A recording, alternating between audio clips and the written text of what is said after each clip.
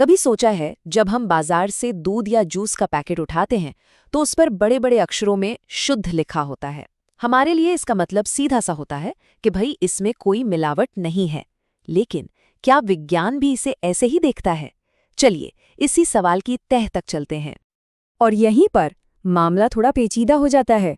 हमारे रोजमर्रा के इस्तेमाल वाला शब्द शुद्ध और विज्ञान की परिभाषा में आप समझिए जमीन आसमान का फर्क है। वैज्ञानिकों की नज़र में ये शुद्ध दूध असल में शुद्ध है ही नहीं, वो तो एक मिश्रण है।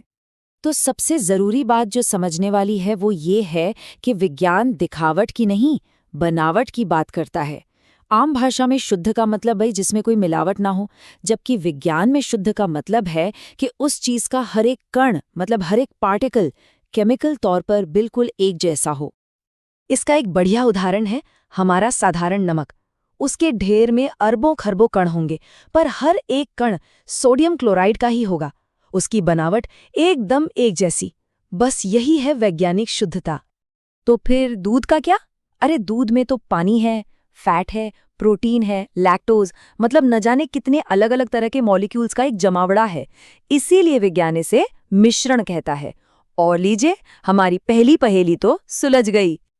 अच्छा, तो अब जब हम ये समझ गए हैं कि हमारे आसपास की ज्यादातर चीजें हवा से लेकर समंदर के पानी तक सब मिश्रण हैं, तो अगला सवाल मन में आता है, क्या सारे मिश्रण एक जैसे होते हैं? जवाब है बिल्कुल नहीं। मिश्रणों की दुनिया में ना दो मेन खिलाड़ी हैं। पहला है समांगी या कह लें होमोजीनियस मिश्रण। ये बढ़िया सी बनी हुई स्मूदी की तरह है, सब कुछ एकदम घुला मिला एक जैसा दिखता है।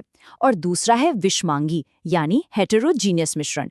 ये एक वेजिटेबल सूप जैसा है जिसमें गाजर मटर सब अलग अलग तैरते हुए साफ नजर आते हैं।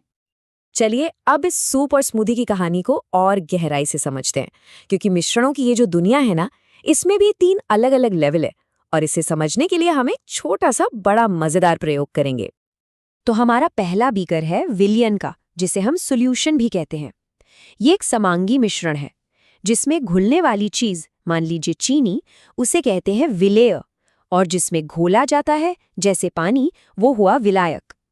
विलेय के कण इतने इतने छोटे होते हैं कि वो लाइट की किरण को भी नहीं रोक पाते, मतलब उसे बिखेरते नहीं, और उन्हें छानकर अलग करना तो नामुमकिन है। अब आते हैं दूसरे बीकर पर। ये है निलंबन या सस्पेंशन। ये एक विषमांगी मिश्रण है। सोचिए, पानी में चॉक पाउडर मिला दिया। यहाँ चॉक पाउडर के कण पानी में घुलते नहीं, बस कुछ देर के लिए तैरते रहते हैं। ये कण इतने बड़े होते हैं कि हम उन्हें अपनी आंखों से देख सकते हैं, और अगर इसे थोड़ी देर के लिए छोड़ दें तो ग्रेविटी की वजह से सब नीचे बैठ जाते हैं। और अब आता है हमारा मुख्य किरदार, तीसरा बीकर, जिसमें है दूध। ये दिखने में तो बिल्कुल समांगी लगता है ना? एकदम एक जैसा सफेद। पर यह न तो विलयन है और न ही निलंबन। ये तो इन दोनों के बीच की कोई रहस्यमयी कड़ी है। दूध की यही दोहरी पहचान इसे इतना दिलचस्प बनाती है। एक तरफ ये एक जैसा दिखता है, पर दूसरी तरफ इसके कण विलयन की तरह पूरी तरह से घुलते भी नहीं है। तो सवाल यह है कि इसकी असली पहचान क्या है? इसका राज कैसे खुलेगा? इसका राज खोलता है एक, कह सकते हैं, एक जादुई सा असर, जिसे टिंडल प्रभाव कहते हैं। होता क्या है कि कोलॉइड के कण इतने बड़े तो होते हैं कि जब लाइट की कोई किरण उनसे टकराती है तो वो उसे बिखेर देते हैं, और बस अचानक से लाइट का पूरा रास्ता चमकता हुआ साफ दिखने लगता है। और ये कोई लैब की चीज नहीं है, ये प्रभाव हमारी चारों ओर है। कभी घने जंगल में पेड़ों के बीच से आती सूरज की किरणें देखी है? या किसी अंधेरे कमरे में रोशनदान से आती रोशनी में नाचते हुए धूल के कण? ये सब टिंडल प्रभाव ही तो है। दूध भी बिल्कुल यही करता है, और इसी से ये साबित हो जाता है कि दूध एक कलॉइड है। चलिए अब वापस अपनी खोज पर लौटते हैं। हमने मिश्रणों को तो अच्छे से समझ लिया, पर सवाल वही है, वो असली शुद्ध पदार्थ कौन से हैं जिनसे मिलकर ये सब बनता है? तो विज्ञान कहता है कि शुद्ध पदार्थ भी 2 तरह के होते हैं। पहला है तत्व यानी एलिमेंट।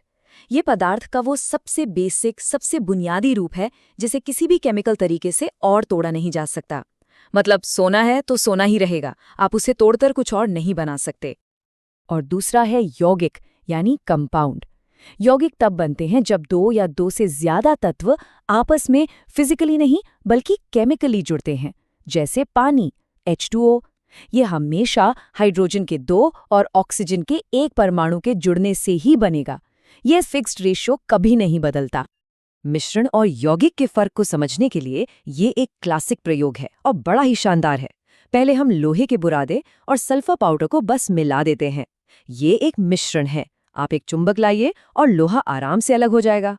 लेकिन जब हम इस मिक्सचर को गर्म करते हैं तो एक केमिकल रिएक्शन होता है और नतीजा एक बिल्कुल नया पदार्थ बनता है, आयरन सल्फाइड, और ये है एक यौगिक। अब जरा इस स्लाइड पर एक नज़र डालिए। ये इन दोनों के बीच के फर्क को बिल्कुल साफ कर देती है। देखिए, मिश्रण को भौतिक तरीकों से अलग किया जा सकता है, जैसे हमने चुंबक यूज किया, जबकि यौगिक को तोड़ने के लिए तो केमिकल रिएक्शन ही करना पड़ेगा। और सबसे मजेदार बात, मिश्रण में लोहा चुंबकीय था, लेकिन यौगिक बनते ही लोहे ने अपनी पहचान ही खो दी। आयरन सल्फाइड चुंबकीय नहीं होता, मतलब मिश्रण में चीजें बस साथ साथ होती हैं, जबकि यौगिक में वे मिलकर कुछ बिल्कुल नया बन जाती हैं। अच्छा, हमने अभी तक चीजों को अलग अलग बक्सों में डालकर समझाएं, है ना? पर असल जिंदगी में, प्रकृति में अक्सर ये बक्से आपस में घुल मिल जाते हैं। इसका एक बहुत ही बेहतरीन उदाहरण देखते हैं। और ये उदाहरण शानदार तरीके से दिखाता है कि कैसे एक जलती हुई मोमबत्ती में भौतिक और रासायनिक दोनों बदलाव एक साथ हो रहे होते हैं। मोम का पिघलकर लिक्विड बनना, ये है एक भौतिक परिवर्तन। क्यों? क्योंकि वो है तो मोम ही, बस उसका रूप बदला है, ठोस से तरल हो गया। लेकिन उस पिघले हुए मोम का जलकर रोशनी और गर्मी देना, ये एक रासायनिक परिवर्तन है, क्योंकि इससे कार्बन डाइऑक्साइड और पानी जैसे बिल्कुल नए पदार्थ बन रहे हैं। तो आज की ये पूरी जासूसी कितनी दिलचस्प थी, है ना?